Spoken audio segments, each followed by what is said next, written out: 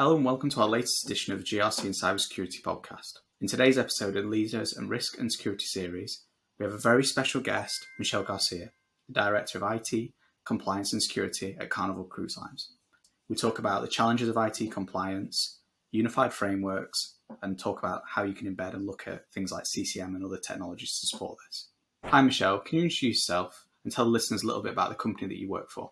Sure. I'm Michelle Garcia. I'm the Director of IT Security and Compliance for Carnival Cruise Line. We are the largest cruise line currently operating with ships that are global. We have an incredible team of individuals that have a core responsibility of giving people memorable vacations and delivering memories that last a lifetime. Fantastic. So before we go any further, one of the things we always like to ask is just tell us a little bit about yourself, what you get up to outside of work, any hobbies, any animals you've got? I love talking about my animals. I actually have the most amazing Siberian Husky who has taken my entire life and made it so much fun. I'm a scuba diver and I'm also a golfer, but don't ask me my handicap because it's like minus 20 squared. Fantastic. Purely play for fun. Hey, we've all got hobbies there's plenty of things that I like I'm not great at, so don't worry about it.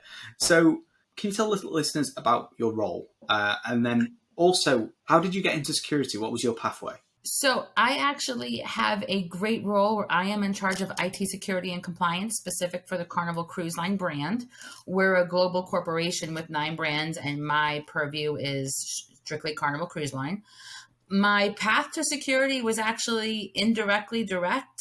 I've been doing security roles and responsibilities without having the actual title for more than 15 of my 20 plus year technology career. I was drafted into cybersecurity because I had a skill which was very unique, meaning I knew how ships operated, I knew how ships run, but I don't know how to steer a ship. So I'm not a captain. I will never be a captain. I don't seek to be a captain, but I knew how the technology worked behind it. And I also had a very strong understanding of all the various regulatory bodies that influence certifications of ships being able to operate. My specific first role, I was drafted in a hallway. So did you always work in security? No. I started off my early career in technology. I oversaw B2B and B2C websites. And then I grew into overseeing systems that focused on operating the ship, their navigation systems, how those systems operate and interact. And then because I had that knowledge, I was asked to join a cybersecurity team that was focused on shipboard operations. Fantastic. So you kind of went through going into IT roles, evolving through, moving into an IT and security role, and then obviously now it's IT compliance. Yes, a director level at Carnival Cruise Line. And like I said, I love this company. This company is it's a great place to work. I love it. Great culture, great people. Named one of the best places to work for women. I can't say it. And actually named one of Forbes' best employers 2021 and 2022. They've also named it one of the top female-friendly companies and also named America's best large employers. Fantastic. So I know you've mentioned the company, but can you talk about, because I guess Carnival Group is huge, but can you talk about the size and stage of the information security program so they can get a bit more of a kind of understanding? Yeah, I have to keep it general. We don't want to say anything that could get used inappropriately.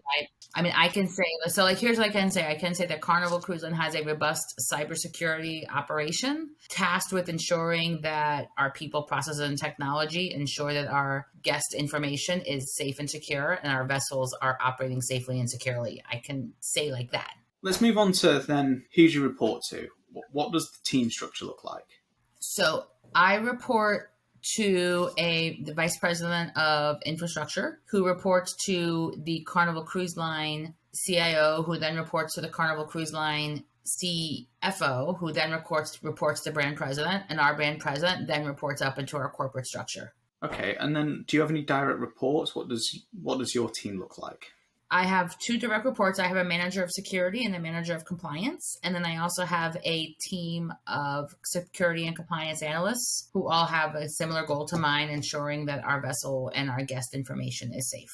How do you spend your time currently? What are the key priorities that you're focused on right at the moment? One of my keys is resource development. There's a great responsibility that every security leader has, which is protecting our field. And not only do I have direct reports who I focus on growing their talent, their skills and abilities, I'm making sure that they're recognized for those talent, skills, and abilities. I also do a lot of work with helping others outside of my organization. I have several mentees I work with simply because I want to make sure that we have cybersecurity practitioners, because our field is constantly growing and knowledge is power. And I share what I know so that I grow interest in working with cybersecurity. And is there any particular like compliance regimes that like really kind of pressing at the moment? PCI is always pressing for everyone. It's never going to go away, and it shouldn't go away because PCI's got a very strong focus on protecting financial information. That's one which is huge. Also, data privacy is a significant concern for everyone. That one is also never going to leave us. And then, of course, PII, and then HIPAA. GDPR is a concern for everyone. So anything compliance related is always going to be something that is going to be top of mind for any security and compliance professional. Well, it's ever changing, isn't it? But it's a moving thing. But I mean, the reality is it's just getting more and more complicated. I think I've spoke about this so many times, but like you're never like taking away compliance requirements. You're just adding more and more and more, and they just get more overlapping requirements, more complicated, and then you end up with security teams who spend their entire lives just trying to make sure you're compliant. But look, they're adding value in being compliant, but not, I guess, using their skills to advance where you're going. And there's arguments on both sides. Some people will say if you're compliant, you're 100% secure. Then some will say if you're secure, you're 100% compliant. You will never be 100% compliant or secure. The human factor never goes away. And an organization can do everything possible to make sure that they're following the letter of the law. And then someone will accidentally do something and not realize that they made a change that makes you not compliant. And that change is actually a change to make you more secure. The handshakes live 24/7. So you have to make sure the teams live together, work together, understand each other, share information. The other thing I'm also big on is I don't believe that security should be used as a premise to make your brand better. We should all share. If I know something that a bad guy is doing, I'm going to share that knowledge because our industry is dynamic. We all have a vested goal of keeping our ship safe, our data safe, our guests safe, our information safe. So the organization that says, oh, I'm more secure, so I'm better than you, that's the wrong way to think. Yeah, couldn't agree more. Like if you're not helping others with this, like, and you know something that everyone else doesn't, I mean, it doesn't feel particularly right, and definitely not that ethical. Definitely, I agree with that statement. It's definitely not ethical because trade secrets are one thing, but security secrets shouldn't be secret. Yeah, exactly. If there's a simple and easy thing that can remediate a lot of issues and you know about it, it feels like something you should be telling others about. So one of the other things that we've spoke about a lot is automation and compliance. And you were saying that, and it kind of leads on from the conversation we're just having then, of there's more and more and more security compliance requirements. Can you tell the listeners what you mean and why this is so important to compliance, this automation element?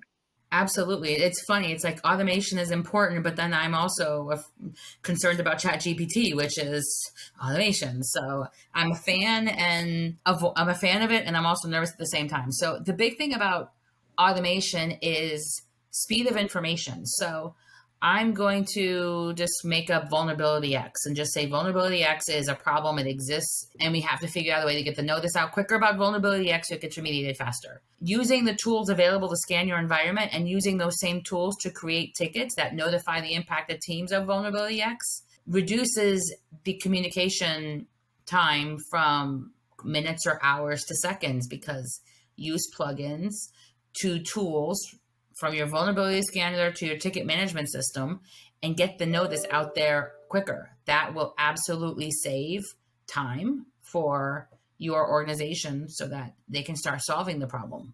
Yeah, I think things like, we hear more and more of it, continuous control monitoring and continuous compliance automation, whatever you want to call this. But this tool set, I think, is becoming, especially to larger organizations, but even smaller, is going to be absolutely pivotal because, look, you can't add an extra person or two people for every compliance regime that comes in because you'll end up with a colossal security team, right? So I think it's about taking those processes that are able to be automated and then saying, okay, well, for, like you said, patch management, we've got a policy which says X. Well, okay, can we check that patches are deployed within X number of days? Fine. And you're asking a person to do that, right? You can easily say, actually, well, we can go to the source technology and we can automate that directly. Right. And that makes a lot more sense, because if there's a process you have that's repeatable, it can be automated. So if you know that your leadership wants to see that you are patching every 7 days and they want to report on this, even that report can be automated as long as you configure your system correctly. The amount of time that your person is spending making that report is time they could be spent actually solving a problem. It's time they could be spent discovering something new. Or more importantly, it's time they could be spent on professional development, because we also need to do better at making sure that our resources have time to develop themselves. If automation can take away something that they do repeatedly that's stopping them from developing, we're not helping our team. And that's, as a leader, responsibility number one is your resources. So how do you feel about, like, we could best apply automation? So obviously we said, like, it's really important, but, like, how do you feel organizations should be taking an approach to this? So is there easy places to start? Because obviously you can't automate everything, but, like, where's an easy place to start for an organization? Well, talk to your team, ask them something they do every day. If you can map out a process, test that process on paper. If it's a process that after 3 or 4 days of following that process on paper, it hasn't deviated, that's where you start. There's no cookie cutter. Automation is not a sprint. It's not a marathon ran at a sprint pace. It is something that needs to be done thoughtfully, because you don't want to create ticket fatigue. You don't want to lose visibility to what's important. And you want to make sure that the automation that you do provides value. If you're creating ticket fatigue or you're losing visibility, then you're not creating value. Yeah, and I guess that comes down to you prioritizing the highest value items, right? So you take what's easy to do and then what's highest value. So if it's PCI, if it's ISO 27001, if it's SOC 2, whatever's the main driver, you say, what are the things we can automate? And then slowly just build out that suite of automation. Is that the kind of thing? Yes. The buzzword 2 or 3 years ago in security was SOAR, Security Orchestration Automated Response. And for a little while, it seemed like every single provider was, I have a SOAR, I have a SOAR, I have a SOAR, which is great. But it's how you use it that is really where the value is. So those who sell SOAR products need to make sure that they are invested in it. And something I always ask a company who has a SOAR, do they use it themselves? Are you customer number one, right? Like, Who's your number one? Yeah. If they're not using their own product, don't talk to me. And it's like, what? It's like, tell me how you use your own product. That's a typical way I ask most salespeople. Tell me how you use your own product. And if the salesperson can't speak to how they use their own product, don't talk to me. It's like, come back when you can answer that. And I do that with not only SOAR, I do that with every product. I want to know how you use it, because you know. And they look at me and they're like, huh? I'm like, I want to know how you use it. Why? Because if you're not using what you're selling, then I'm not buying what you're selling. I mean, even we were buying some product management software recently. And the first thing I'm asking is like, okay, so can you show me how you use it? And the other one was like, can you give me a case study? So you always want practical examples of people that you can say, okay, I can see the value. Don't just give me these 10 numbers that you think are brilliant. And you're like, okay, great. But let's see what people are saying about it, because I think that adds a lot more weight. Yes.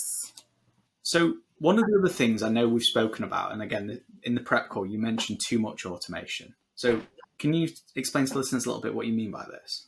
Yes. So that touches back on the ticket fatigue. If you have so much automation that your support teams are getting flooded with tickets, then you're defeating the purpose of having automation, because it's, the boy who called wolf scenario. Everything is not important. Everything is not an emergency. But if you have a ticket being created for everything, then all of a sudden everything did become an emergency. Everything is important.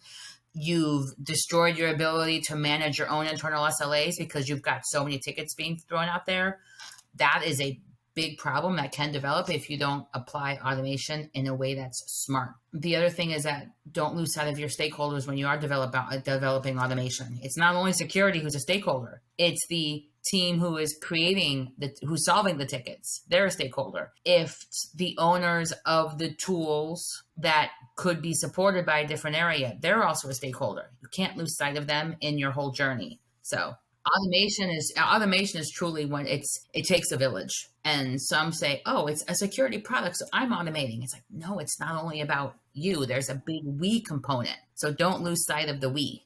And I guess that comes down to building tolerance and stuff into these tools, isn't it? It's not always just the binary yes, no, compliant, or yes, no, we're happy with it. It's like, let's have acceptable tolerances. And when something's actually bad, tell me, because I had one demo of an automation tool, and they're like, oh, we can automate this. I was like, did you factor in likelihood of exploitability? And they're like, no. I'm like, then it's not helping me. Because if the vulnerability that you're being is found has a low likelihood of exploit, you're saying you're going to generate tickets for everything. If it's a very low likelihood, do I need to generate a ticket for it? And does your tool have the ability to control the high, medium, and low in the ticketing system? And they're like, it's an enhancement that's coming. I'm like, coming when? It's not coming tomorrow. It's not helping me. So no, thank you. I'll move on. So no, I couldn't agree more. It's one of the things that I've seen a lot of recently is like, you have 1,000 vulnerabilities, right? Well, it'd be nice if you had 1,000. You got 20,000, right? Let's say you've got 20,000, and we all know CVSS score is not a great way, because it's like the likelihood of how we can exploit it. How important is this asset? Because ultimately, it could be on a dev box with no customer data on, and I don't really care. And this is the problem. They don't understand context, right? And I think people get very homed in on, well, this is a high vulnerability. It's like, yeah, but it's behind 7 layers of our environment. It's got no client data on it. So I'm accepting that's okay right now. It's not a priority. And I think tools get lost in that. I mean, being a tool provider, but I do know this, like, it's quite regular. You get lost there, actually. Mm-hmm. You've actually touched on what I refer to as a CVS in the wild. Oh, and I'm wearing an animal print shirt. What a great analogy. So I don't care about the CVS score in the wild. I care about what that vulnerability means to me and my environment. If it's a wild out there and it's low to me, it's a low for me. Do I need to worry about it? Eventually, yes. But I'm going to worry about the CVS score, which is low, which has a high rate of exploit in my environment. Those are what I care about. Exactly. So let's go back into a bit more about your role and talk about like what you're doing at the moment that you think is really working, and then also what's not working, what's difficult. So something that's really working is building strategic partnerships both inside and outside of my organization, because security and compliance, it's a team sport. That's really working because we've got a great team that supports our needs for sourcing, that pay attention to what we say we need, and they're not focused on only cheapest. They're focused on best. That's really working. What's not working is getting buried with every single salesperson trying to sell me stuff that I don't need. That's not working. I'm spending too much time hitting delete in my inbox. It happens. What is also not working is competing priorities, because everything is important to everybody if it's their number one, and working through trying to make the understanding of why security is important to everyone. That is something that's never going to go away. I won't say it's not working. It's always an opportunity for improvement, because security for the longest time had this horrible perception of we were the police. I've never been, I'm the police. I will never be, I'm the police. I will always be, I am your partner in ensuring safe operations. I'm your partner in deploying your product safely. I'm your partner in making sure that my business is successful, safely and securely. I'm your partner. So that's probably one of my favorite conversations, where I get to show how I can help. And one of the things you mentioned last time was one of your pet peeves was kind of unified compliance. Talk to me why you think that. It's a pet peeve because it doesn't exist. I wish it did, but it doesn't. It would be nice if it did, but it doesn't. So there's GDPR, which is number one for here. And there's HIPAA, which is number one for here. And then in my case, I have to follow IMO and SOLAS and class regulations and regulations based on where the ship is and where it's sailing. And so I just have to always shoot for highest and best. And then everything else will fall in line underneath it. So it would be great if there could be unified compliance, but that would mean everyone would have to agree. And that's impossible because no one will ever always agree. The only thing that we all agree on is that, oh, we all agree we all need compliance. Well, can you all get together and it'll never happen. It's a peeve because just the highest and I just go highest and best. I think that's what a lot of people end up doing. And I mean, look, there are sources out there, aren't there? I mean, there's things like the UCF, Unified Compliance Framework, where you can buy. There's the SCF. And I think as long as you know going into it that actually they're a good starting place, but you're going to have to adapt it for your organization. Because I don't think there is any silver bullet that's going to go, oh, I'm just going to take everything and make here you go, here's the best compliance requirement for all of your governance and password controls across the organization. And moving target, always changing, because what's highest and best today is going to be different tomorrow. And then there's some compliance frameworks which have ambiguous language. Yeah, requirements versus controls, right? And then some of them talk about like the essence of what they want you to do, and then like take PCI or some of the NIST ones where they're very prescriptive, and sometimes they're even contradictory in what they say. So you're like, oh, PCI, wait, it's not as bad, but the old version of PCI used to have some contradictory things that you'd be doing because it was 6 or 7 years old, right? And this is a problem, isn't it? Yes, and then there's specific to PCI, there's like one specific control that, depending on how you classify your systems, if you classify your systems as a safety system, the control applies. I'm sorry, the control does not apply. But if you don't classify it as a safety system, it does comply. So it's like, okay, so I can work with the ambiguity of that one. And then it's, well, the spirit of the control is this, but the spirit doesn't say what the control actually means. So how do you know that's the spirit? And then there's the QSA's interpretation of the spirit of the control, which is also completely different. But don't get me wrong, I agree with the need for PCI, so I will never say we don't need it. I agree with the need for HIPAA. I'll never say we don't need it. But we need to get past a spirit of versus actual so that it is easier to ensure that we are compliant. Yeah, I agree. What are the biggest challenges you think the industry are facing at the moment for cybersecurity? Skill gaps. So someone hears cybersecurity and they think a cybersecurity professional is just some person sitting in the shadows. They're focused on like hacking or being an ethical hacker. The field is so diverse that a lot of people don't even understand what cybersecurity is, leading to a skill gap. If someone is a teacher, they can work in cybersecurity. They can do training and awareness. If someone is a marketing professional, they can work in cybersecurity. They can also do training and awareness. If someone has spent their entire life developing websites, they can work in cybersecurity and they can support forensics or restoration. It's a huge, diverse field. And because there's a lack of understanding of everything we do, there's a absolute skill gap. And cybersecurity it's fun and it's fascinating. When you think that there's a line of code that can stop a war, which did actually happen. Fascinating.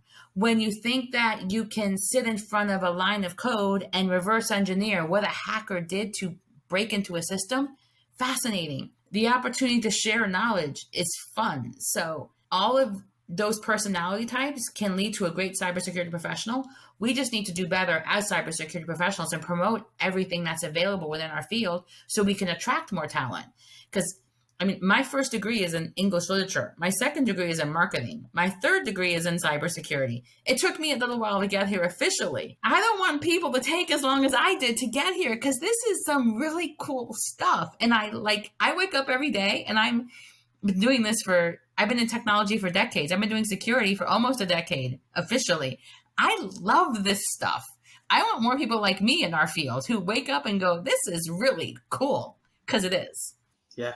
And I think we've been our own, you can see your own worst enemy. You've seen less of it now, but a few years ago, it's like everything was said like 5+ years experience, there's no entry level jobs. I think you are seeing more of that. And everyone's heard me talk about, there are organizations like Caps Lock, if you're not aware of them, they're a UK based one, but it's retraining where you can take on and you do a boot camp, but you do have to have money. The other thing is like, there's a cost involved. And even that is difficult. And I think I saw you posting about free certifications the other day. I will post every single time I see something free, even if it's something on someone else's post. I'm resharing it because there's tons out there, but they're hard to find. So go into almost every single large tech company's website. They almost always offer some level of free training on their own tools as a baseline. I have my mentees always ask me like where to find free help or where to find free stuff. or even lower cost things. So like I have a PMP certification. I didn't go to one of those big PMP organizations to get my PMP. I took my boot camp at a community college. Getting my PMP, I actually did it for under $1,000. Whereas there are some organizations that will charge you like $5,000 for a PMP. Mind you, it's one of the most valuable ones out there, but be creative and look around. Use your public education systems as your first place to go, not your last place to go, because usually who teaches it is someone who walked the same path you did. They wanted to find it like inexpensive or even free.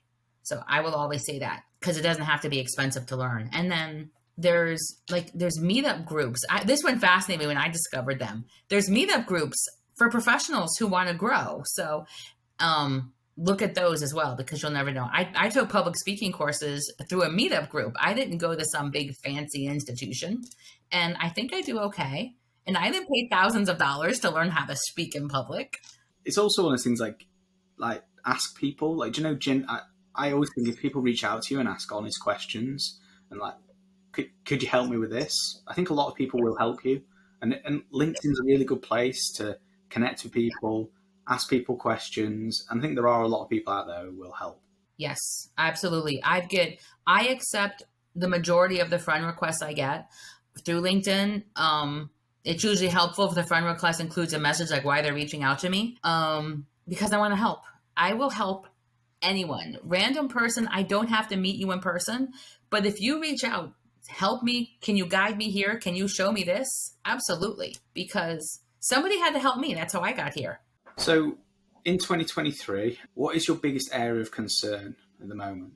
Ransomware is never going to go away. Just never go away. And we touched about how like compliance requirements and compliance controls are getting more complex. I remember reading something a few years ago about like the history of ransomware. People don't realize how long ransomware has actually been a thing. Ransomware actually got pervasive because of crypto.